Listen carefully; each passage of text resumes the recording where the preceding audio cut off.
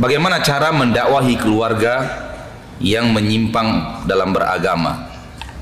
Nabi Muhammad punya keluarga yang menyimpang agamanya? Nabi Muhammad SAW, Nabi kita tercinta, Rasul kita yang mulia, punya keluarga yang menyimpang dalam beragama? Punya. Paman beliau sendiri. Paman beliau sendiri sallallahu alaihi wasallam. Apa yang dilakukan Nabi SAW? Tiru itu. Kita kan mengatakan Nabi Muhammad adalah suri tauladan yang terbaik. Kenapa kita tidak meniru Nabi kita Muhammad SAW? Ternyata yang dilakukan Nabi SAW, beliau tidak berhenti menasihati. Beliau tidak berhenti apa? Menasihati.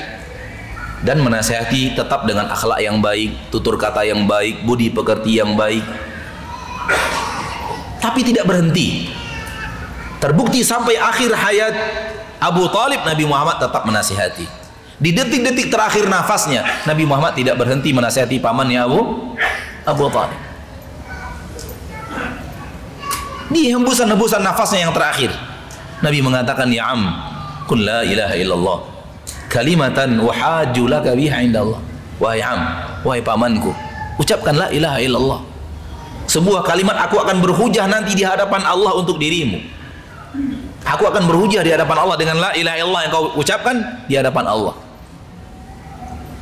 Tapi tetap saja, maka menasihati keluarga adalah dengan cara tidak berhenti menasihati. Itu caranya. Kalau yang antum tanyakan bagaimana caranya Ustaz supaya keluarga saya mau terima, jawaban saya pun tak tahu. Bahkan cara seperti itu Nabi pun tak tahu. Kalau Nabi tahu bagaimana cara menerima, pasti dia masukkan ke dalam hati pamannya Abu Talib. Manusia tidak bisa masuk ke dalam hati seseorang dan merubahnya menjadi awalnya tidak mau menjadi mau, tidak bisa.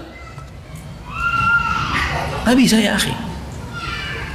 Kita tidak bisa masuk hati manusia untuk menjadikan hati manusia itu awalnya benci menjadi senang, menjadi suka, menjadi cinta.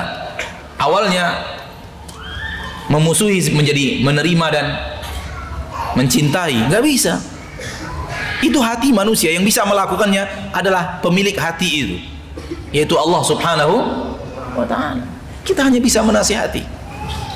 Seluruh para nabi dan para rasul, ingat, seluruh para nabi dan para rasul tanpa terkecuali, para nabi dan para rasul, dan mereka manusia-manusia terbaik dan manusia-manusia yang paling afdal, manusia-manusia yang paling hebat dalam berdakwah, seluruhnya mengatakan kepada kaumnya, wa ma alaina illal balaghul mubin, tidak ada kewajiban kami kecuali menyampaikan.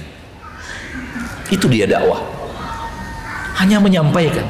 Soal setelah itu orang ikut atau tidak ikut bukan kewajiban dakwah.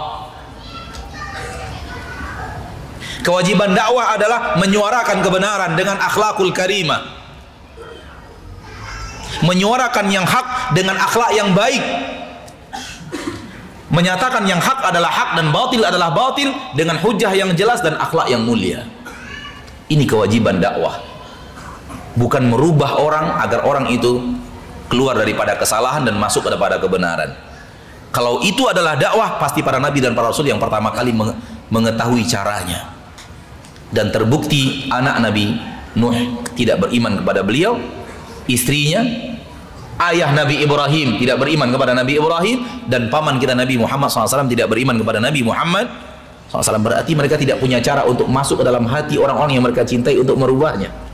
Kalau para nabi tidak tahu, antum bertanya kepada anak bagaimana cara merubahnya, siapa anak?